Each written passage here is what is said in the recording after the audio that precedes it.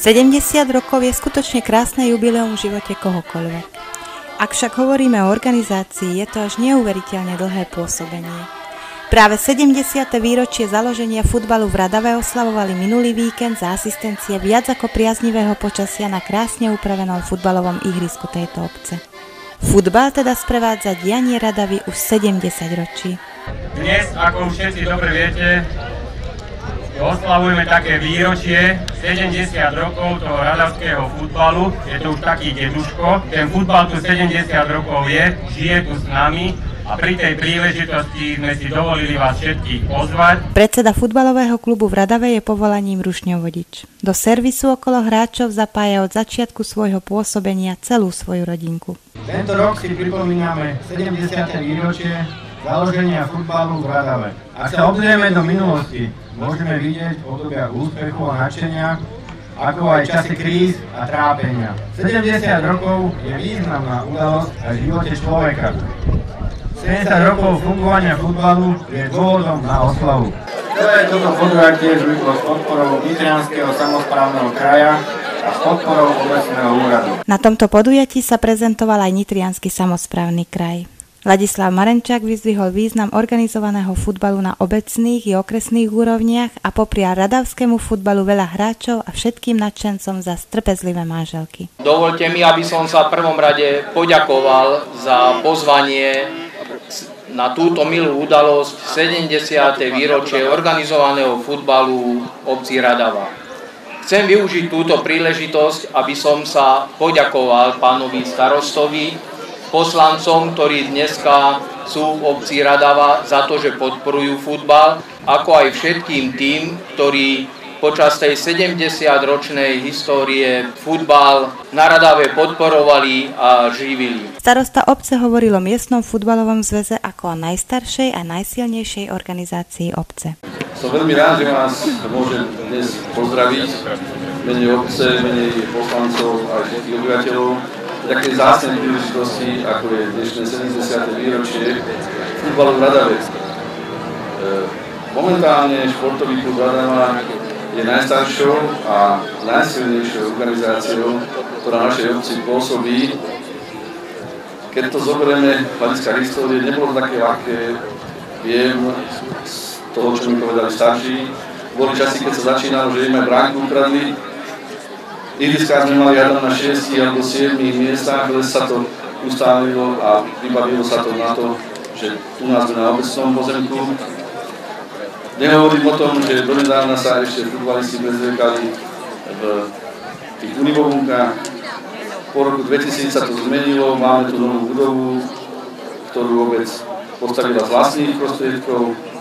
Myslím si, že tie podmienky pre futbal sa zlepšili. Napriek tomu sa stalo aj to, že dvakrát bolo Eška na kolenách, v tom slova zmysle, že sa nehral futbal rok, ale vždy sa našli tí zanietení funkcionári, ktoré to boli, a potom samozrejme hráči, ktorí ten futbal obnovili.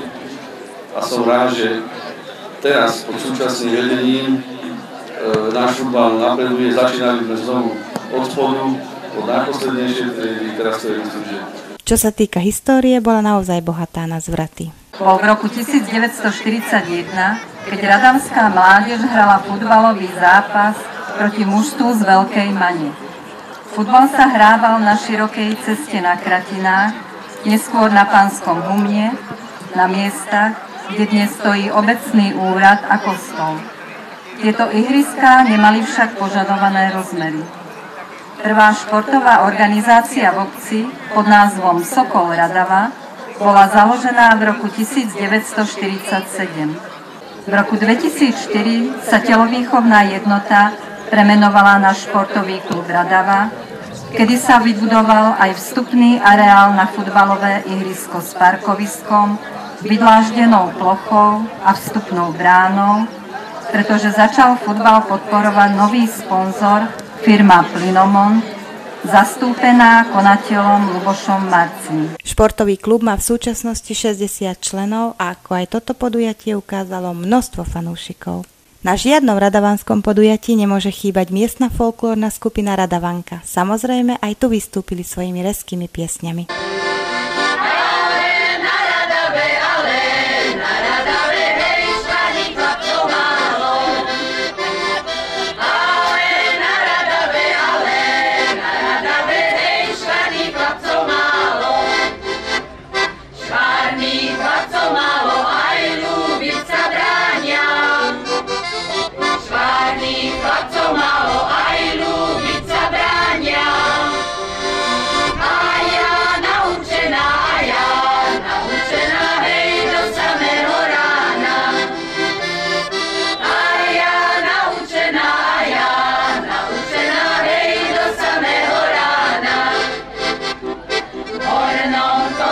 bývam dolnom, frajera mám.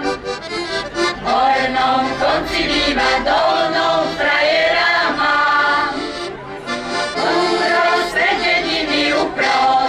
dediny, hej, po vodu chodievam. Uprostred dediny, hej, po vodu chodievam. Nechodím do vodu, aby som ju pila. Nechodím do vodu, aby som ju pila. Ale pre milého, hej, aby ho videla. Ale pre milého, hej, aby ho videla.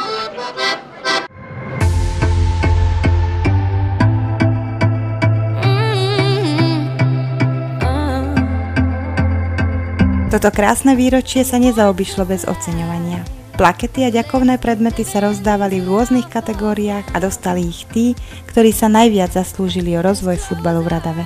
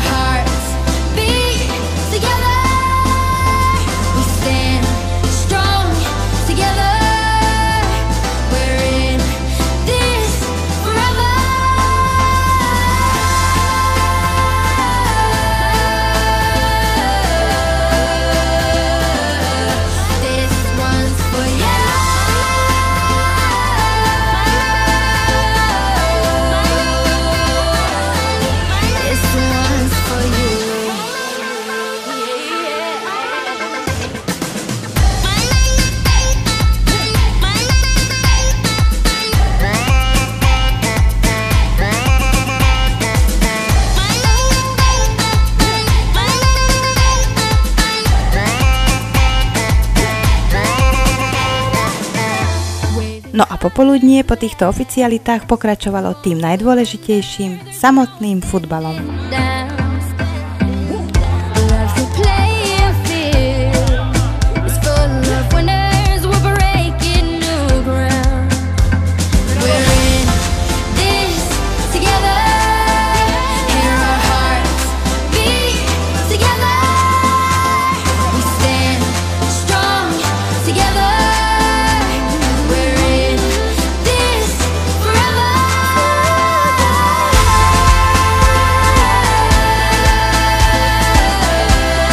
Vedenie obce sa už teraz pripravuje na významné podujatie leta v podobe obecných slávností, na ktoré naša televízia taktiež dostala pozvanie.